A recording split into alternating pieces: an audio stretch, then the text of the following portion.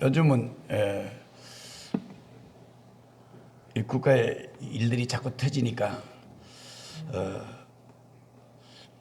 LA 토지공사를 향해서 내 토지공사다 그렇게 전부 내 땅이다 이러더라고요. 여러분도 자부심 가지고 살면 됩니다. 다 하나님이 만드신 땅은 다 내 땅이니까. 뭐 내 땅 한 대 방법 있습니까? 그러니까 내 토지 주택공사라고 그렇게 읽습니다만은 우연히 토지를 샀는데 내 토지만 국가에서 개발한다 그래요. 우연히 내가 아는 사람 가운데 이름이 우연이가 있더라고요. 어쨌든 우리가 사는 세상이 참 불공평한 것 같고 때로는 나만 억울한 일을 당하는 것 같고 나만 재수가 없는 것 같고 그렇게 생각이 되어집니다만은 꼭 그런 것만은 아닐 겁니다. 우리가 바르게 살아가면 하나님이 때가 되면 하나님께서 우리를 높이실 줄로 믿습니다. 현재 이 지구상에는 약 70억의 인구가 살아가고 있습니다. 과거에 태어났다가 죽은 사람들, 앞으로 태어날 사람들까지 합하면은 아마 천문학적인 숫자가 되지 않겠나 생각이 되어집니다. 그렇게 많은 숫자지만은 한 사람 한 사람이 다 귀한 존재이고 또 나름대로 사연을 갖고 살아갑니다. 그 사연들은 그 가까이 한편의 아마 드라마일 겁니다. 그런데 그 중에 가장 슬픈 사연, 비참한 사연을 담아서 드라마의 주인공이 있지 않습니까? 누구죠? 말 안 하기로 작정을 하셨으니까 가룟 유다일 겁니다. 아마 앞으로 태어날 사람들 가운데도 가룟 유다보다 더 불행한 인생은 나타나지 않으리라고 생각이 되어집니다. 그래서 예수님이 그를 가리켜서 하신 말씀을 보면 알 수가 있습니다. 나를 파는 사람에게 화가 있으리로다 라고 말씀을 합니다. 그러니까 그 사람은 차라리 나지 아니겠으면 제가 좋을 뻔했다 그렇게 말합니다.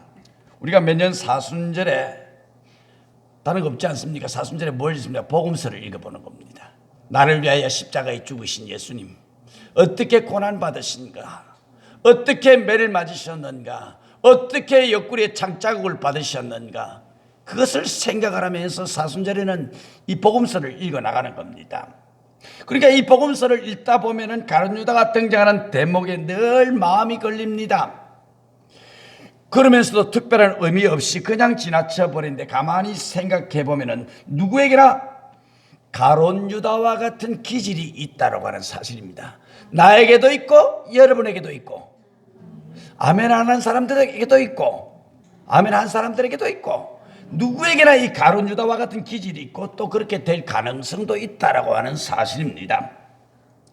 다행히 우리는 그런 대로 신앙생활을 잘 하고 있지만 혹시 내 속에 가룟 유다를 닮은 점이 있지 않나 조심스럽게 한번 살펴볼 필요가 있는 것입니다. 말하자면 그를 우리의 신앙과 삶을 위한 반면교사로 우리가 삼을 필요가 있다는 말씀입니다.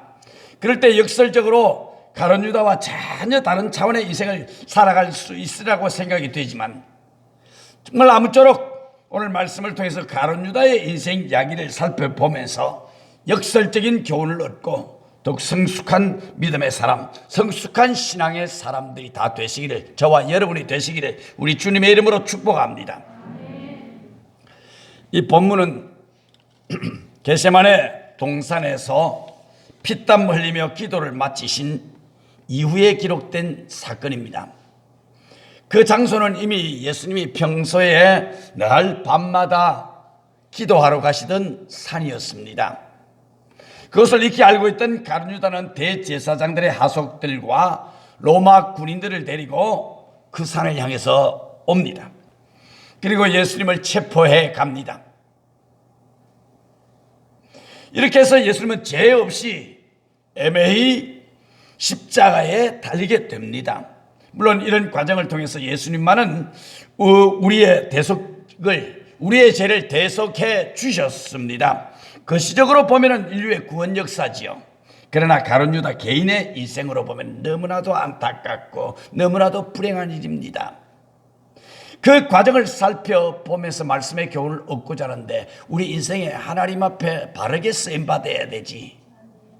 가룟 유다처럼 마귀에게 사로잡혀서 마귀가 그 생각을 넣어줌으로 말미암아 엉뚱한 행동을 하는 자 한 번도 없기를 바랍니다. 하나님을 섬기는 우리들이 바른 길을 걸어가야 될 것 아니겠습니까? 첫 번째로 이 가룟 유다의 배신을 보게 됩니다. 가룟 유다가 비참한 인생이 되어버렸지만 본래부터 그런 것은 아닙니다. 그는 오히려 참 유리한 조건을 가지고 있었습니다.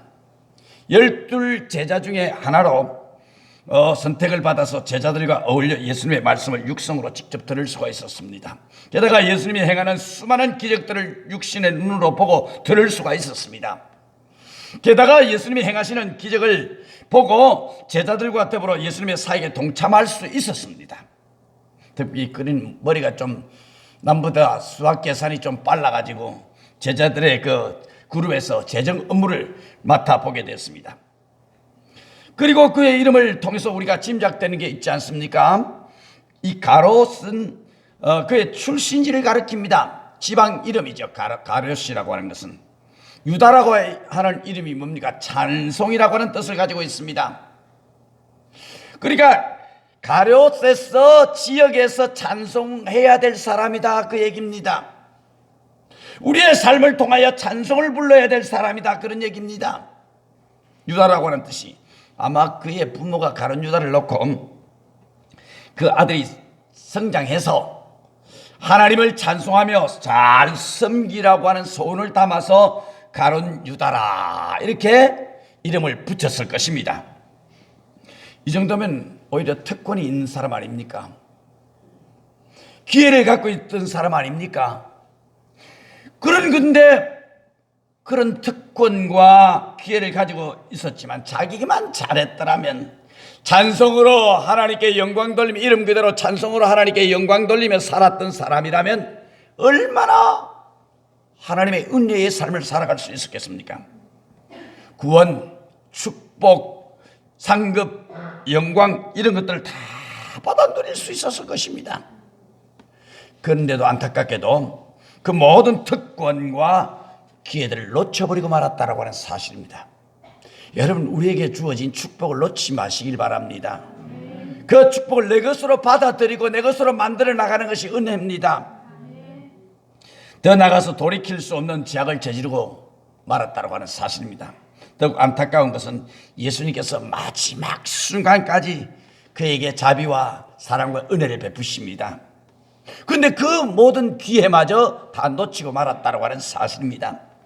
회개하고 돌이킬 기회가 주었는데 그것을 놓쳐버리고 만 겁니다. 오늘 우리의 삶 속에서 주님은 여러 번 말씀합니다. 회개하라고. 또 말씀을 통하여 환경을 통하여 주변 사람들을 통해서 기회들을 주십니다만 우리는 그것이 주님의 음성인지조차도 모르고 살아갈 때가 많습니다. 놓쳐버리고 말아요. 하나님이 직접 말씀하셔도 그 말씀을 우리는 실행하려고 하지를 않는데 문제가 있는 겁니다. 본문 48절 말씀 보면은 가룟 유다가 무리를 끌고 체포하러 왔을 때 뭐라고 말씀합니까? 내가 입맞춤으로 인자를 파느냐. 이 말씀은 비난이 아니라 그의 지금 예수님이 그의 양심을 자극하는 말씀으로 돌이킬 기회를 주신 것입니다. 병행 구절을 가만히 보면 마태복음 26장 50절 말씀 보면 예수께서 가라사대 친구여 내가 무엇을 하려고 왔는지 행하라 하신대 그랬습니다. 혹자는 예수님께서 가룟 유다를 그냥 방치했다고 생각을 합니다만 왜냐하면 가룟 유다가 예수님을 배반해야 십자가를 질 수 있지 않느냐, 누군가가 희생해야 될 수 있지 않느냐라고 이야기를 합니다. 그래야 인류 구원의 구속을 이룰 수 있지 않느냐라고 말합니다. 아니 가룟 유다가 예수님을 배반하지 않았다면 물론 가정에 불과합니다만은 다른 방식으로 십자가를 지셨을 것입니다. 내가 아니면 다른 사람, 내가 안 하면 다른 일들을 통해서 하실 것입니다.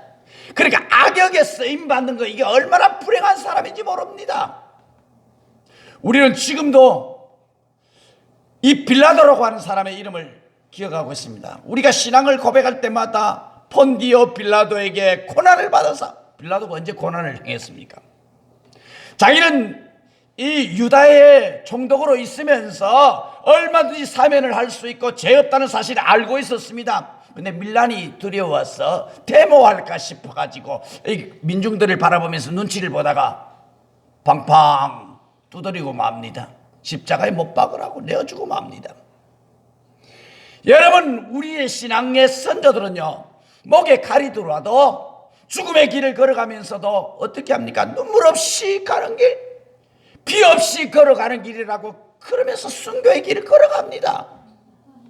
오늘도 저 북녘 땅에는 예배 한번 드리기 위해서 땅굴 속에서 산 속에서 예배 드리다가 붙잡혀가지고 로라로 그냥 밀어버립니다. 잡히면 이 도로 포장할 때 쓰는 둥그런 쇳덩어리 2개 달린 그 로라로 그냥 밀어버립니다. 탱크로 그냥 밀어가 버립니다. 예배 한번 드리고 그들은 순교를 하게 됩니다. 잘못 살았다고요? 아니요. 또 가룟 유다는 최후의 만찬 자리에서도 가룟 유다를 끝까지 돌이켜보려고 주님께서 애를 쓰셨습니다.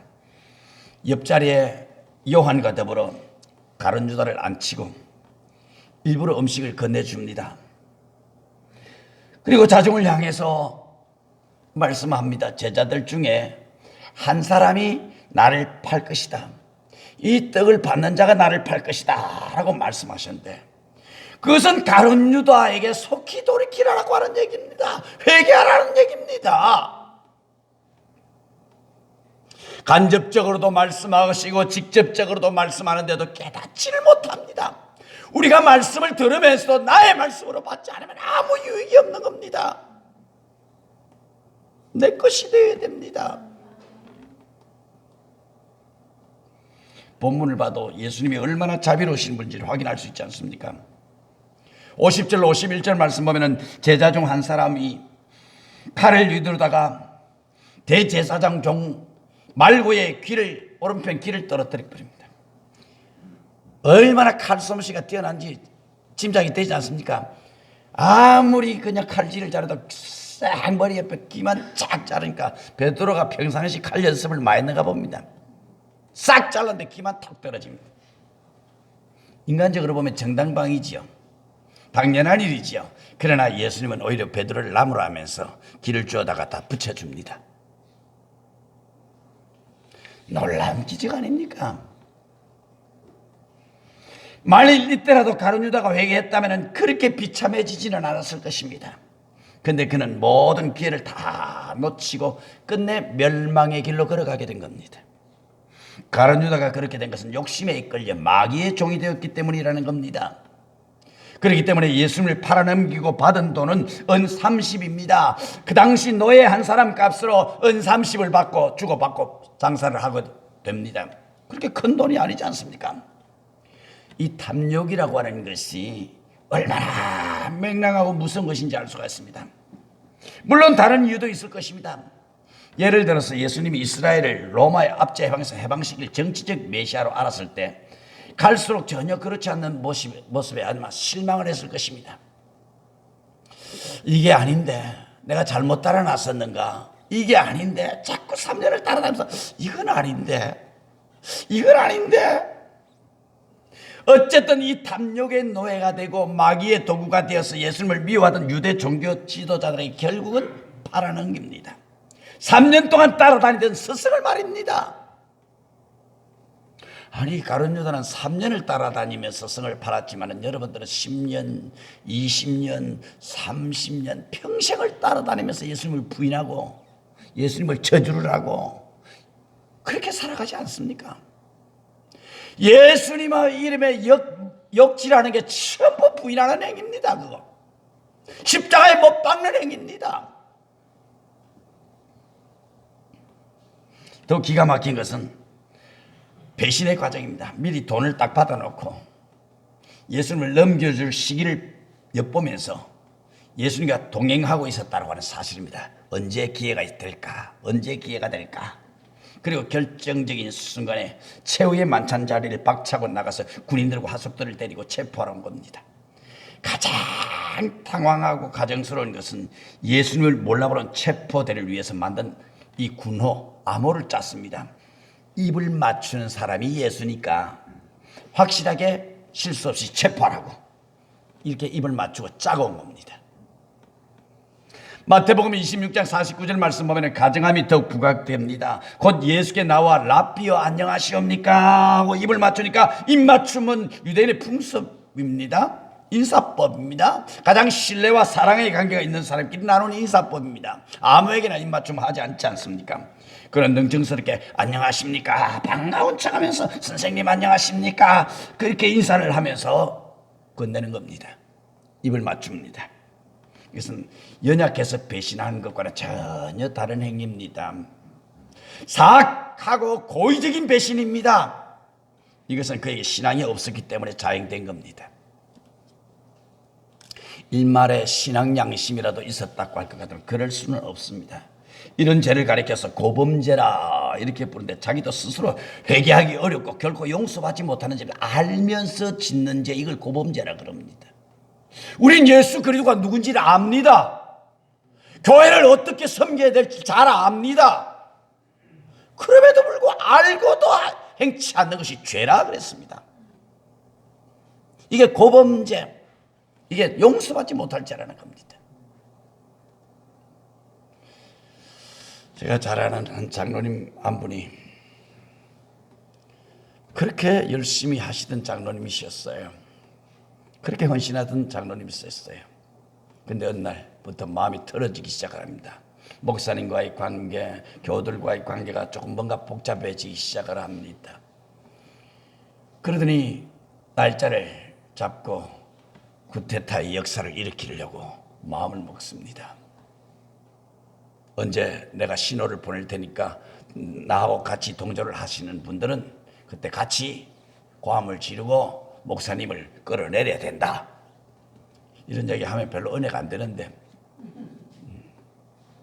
그리고 어느 날짜에 목사님을 끌어내기 위해서 앞으로 설교하시는 목사님을 향하여 걸어갑니다. 내려오라고. 그런 마음 가지고 무슨 설교를 하느냐고, 내려오라고. 강대상에 올라가다가 그만 다리가 마비가 되어버렸습니다. 불행한 일을 아직까지 일어서지 못하고 있습니다. 여러분, 악한 자에게 쓰임받는다고 해서 얼마나 불행인지 모릅니다. 선한 일에 쓰임받게 되기를 바랍니다.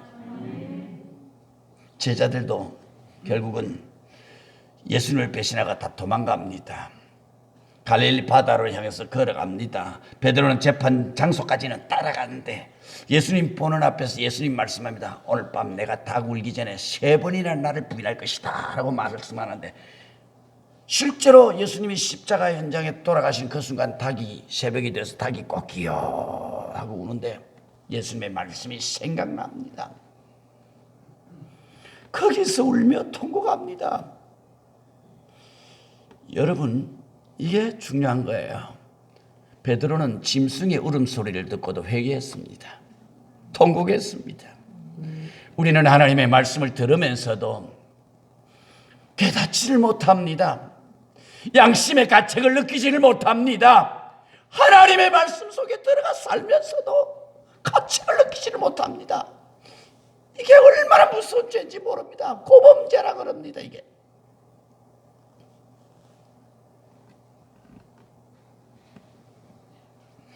이토록 사악한 칼은 유다의 배신이기 때문에 영어 표현에는 유다의 키스라고 하는 말까지 생겼습니다. 네 번째는 멸망입니다. 어쩌면 가룟 유다는 예수님이 사형에 처해지는 것까지는 생각 못했을는지도 모릅니다. 왜냐하면 예수님이 아무런 죄를 짓지 않았다는 사실을 누구보다 더 잘 알고 있었기 때문입니다. 그저 대제사장들이 호통치고 훈방조치나 하지 않겠나는 생각을 했을는지도 모릅니다. 근데 상황이 악화되니까 십자가 사형이 확실히 되니까 양심의 가책을 느끼기 시작을 합니다. 그래서 돈을 갖고 대제사장들에게 찾아갑니다. 이거 내가 잘못된 것 같소. 돈 은 30냥을 줄 테니까 도로 예수를 없는 걸로 물려주시오. 그러니까 대제사장들이 그냥 둡니까? 어차피 잡아 죽이려고 작정을 했던 사람인데 거절을 합니다. 결국 이 가룟 유다는 그 자리에서 나와서 자살해 죽습니다. 마태복음 27장 4절로 5절 말씀 보면 내가 무고한 피를 팔았고 죄를 범하였도다 하니 저희가 그러다 그것이 우리와 무슨 상관이 있느냐라고 이야기를 합니다. 그러니까 대제사장들이 한 얘기가 가룟 유다를 향하여 네가 당하리라 라고 이야기를 합니다. 유다가 은을 성소에 던져 넣어버리고 물러가서 목매어 죽으리라 그랬습니다. 그러니까 대제사장들을 향하여 아마 은전을 그냥 성소를 향하여 집어 던져버리는 건가 봅니다. 그래서 물러가서 목매어 죽습니다. 자살해서 죽은 광경이 얼마나 비참했는지 사도행전 1장 18절로 19절 말씀 보면은 자세하게 묘사가 되어 있습니다. 이 사람의 불의의 삭수로 밭을 사고 후에 몸이 곤두박질하여 배가 터져 창자가 다 흘러나오지라 그랬습니다. 이 일이 예루살렘에 사는 모든 사람에게 알게 되어서 봄 방언에 그 밭을 이르되 아겔다마, 이는 피밭이라고 하는 뜻입니다. 가룟 유다는 더 이상 비참해질 수 없을 정도로 처참하게 최후를 장식을 합니다. 그런데 더욱 비참한 것은 그가 영원한 지옥의 형벌이 되었다고 하는 사실입니다. 그것도 가장 극심한 고통을 당하게 된 겁니다. 천국에 가면 영생 외에 상급이 차이가 있는 것처럼 지옥의 형벌도 차이가 있다는 겁니다. 아마 가룟 유다는 가장 고통스러운 형벌을 당하게 될 겁니다. 너무너무 비참한 인생이 아닐 수가 없는 것입니다. 두 번째로 가룟 유다의 배신과 멸망으로부터 배우는 교훈을 우리가 느껴야 됩니다. 기회의 선용을 잘할 줄 알아야 됩니다. 가룟 유다는 그토록 많은 기회들을 다 놓치고 말았습니다. 3년가량 하나님의 아들 예수 그리스도를 가까이 하며 육성으로 그의 말씀을 들었습니다. 두 눈으로 예수님이 행하신 기적들을 똑똑히 봤습니다. 그런데도 참 신앙이 생기지 않았으니까요. 얼마나 안타까운 일입니까? 믿음이 들어가지 않았으니까 이게 얼마나 안타까운 일입니까? 게다가 예수님이 그렇게 여러 차례 돌이켜보려고 애를 썼지만 번번이 기회를 놓쳐버리고 결국은 멸망합니다. 얼마나 한심합니까? 바로 이 가룟 유다가 나였습니다. 몇십 년을 신앙생활 하면서도 믿음이 안 자랍니다. 교회가 어떤 곳인지를 모릅니다. 자그마한 일에 상처를 받습니다. 이게 가룟 유다가 다른 사람이 아니라 나였습니다. 여러분 인생을 살면서 기회가 항상 있는 게 아니지 않습니까?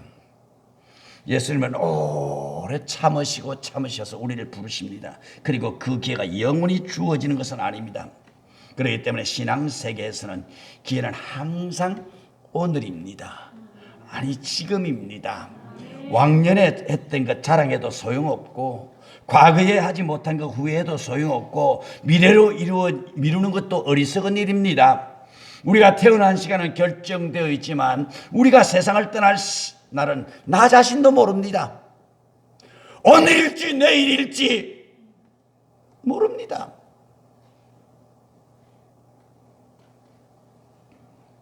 희망사항일 뿐이지 않습니까? 오늘 아침 새벽 시간에도 제가 말씀드렸는데 998834라 그랬는데 99세까지 팔팔하게 살다가 3, 4일 뺑 끙끙 앓다가 가면 좋겠다.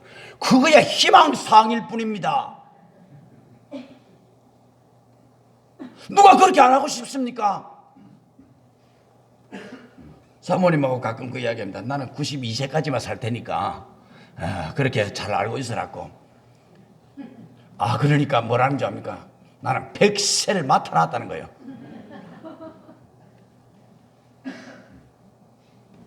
여러분 항상 기회 있는 게 아닙니다. 왕년에 나도 그래 은혜 받았어. 그 무슨 소용이 있습니까? 불 받아서 무슨 소용이 있습니까? 과거에 하지 못한 거 후회하지 말고 미래로 미루는 것도 어리석고 우리가 태어난 시간 우리는 모릅니다. 태어난 시간 알지만 세상 주님 앞에 서는 날을 우리가 모릅니다. 지금은 나의 시간입니다. 보라 지금 은혜 받을 만한 때요. 보라 지금 구원의 날이로다 그랬습니다. 지금 예수 믿고 예수 그리스도를 영접하고 하나님의 자녀가 되고 천국 백성이 되고 이렇게 살아가야 돼. 지금이에요. 내일부터 은혜 받아야지. 내일부터 기도해야 되지. 이게 소용이 없는 거예요. 우리는 예배 드리는 이 시간, 말씀을 듣는 이 시간 하나하나를 놓치지 마십시오.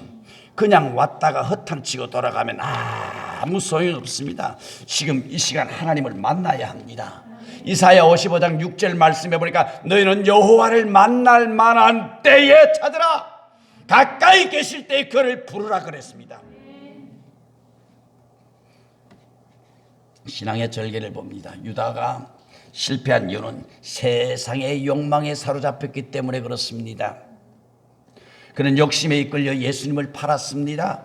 사단의 종로로서 했습니다. 일단 욕심에 붙잡힘에 꼼짝없이 당하고 마는 겁니다. 그래서 요한일서 2장 15절로 17절 말씀 보면 세상이나 이 세상에 있는 것들 자랑치 마라. 누구든지 세상을 사랑하면 아버지의 사랑이 그 속에 있지 아니하나니. 세상에 있는 모든 것이 육신의 정욕과 안목의 정욕과 이생의 자랑이 다 아버지께로부터 쫓아온 것이 아니요 세상으로부터 쫓아온 것이라. 이 세상도 그 정욕도 지나가다 오직 하나님의 뜻을 이루는 이는 영원히 거하느니라 그랬습니다.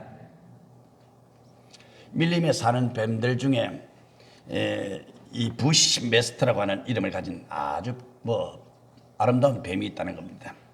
얼마나 아름다운지 일단 그 뱀과 마주치면 너무 황홀해서 모든 짐승들이 눈을 떼지 못하고 그저 황홀경에 빠져있다가 잡혀먹고 만다는 겁니다. 우리가 사는 이 세상이 그렇습니다. 이 멋있는 황홀경 뱀처럼 세상이 참 화려해 보입니다. 세상이 멋져 보입니다. 그게 입 벌리고 있다가 그냥 잡혀먹고 마는 거예요.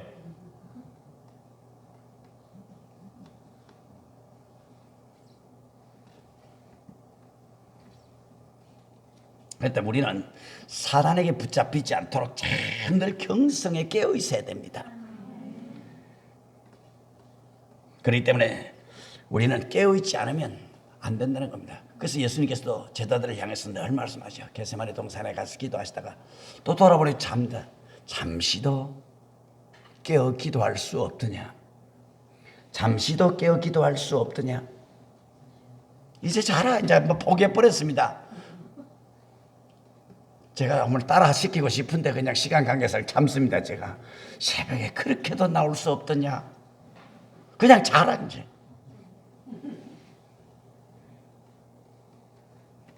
(1927년) 세계 최초로 비행기로 대서양을 횡단했던 뉴욕 파리에 한 미국 사람이 있었습니다.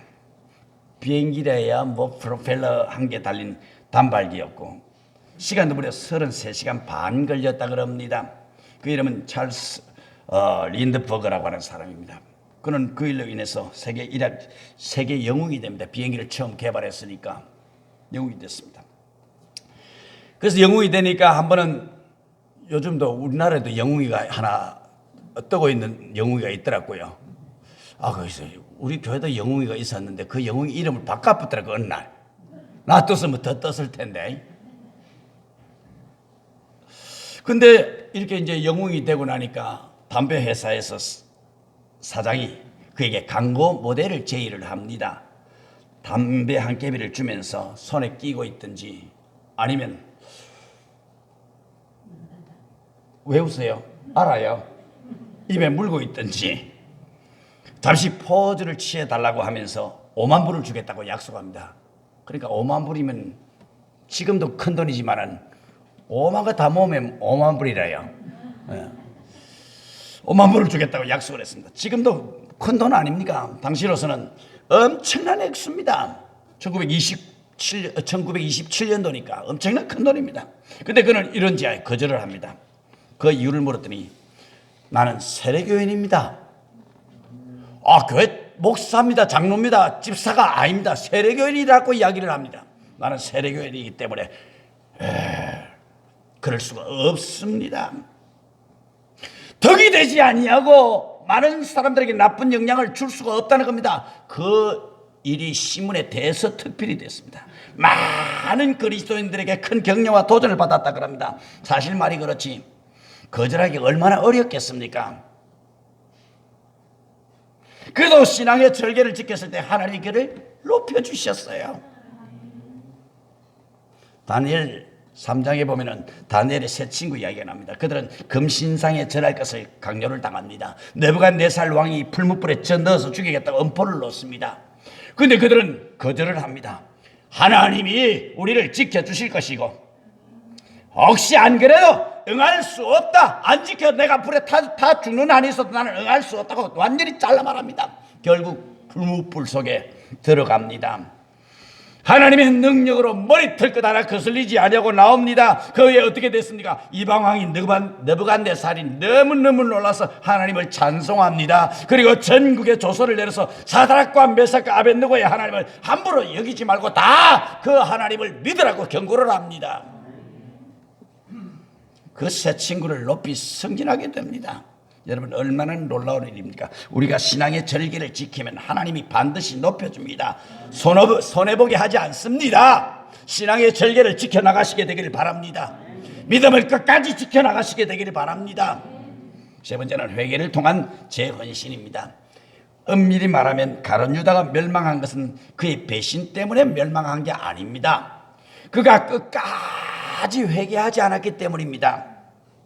그렇습니다. 사람이 죄를 지어서 멸망하는 게 아니에요. 죄 때문에 멸망하는 것이 아니에요. 그러면 구원받을 자 하나도 없을 것이지요. 우리가 죄 안 짓고 삽니까? 오직 회개하지 않아서 멸망당하는 겁니다.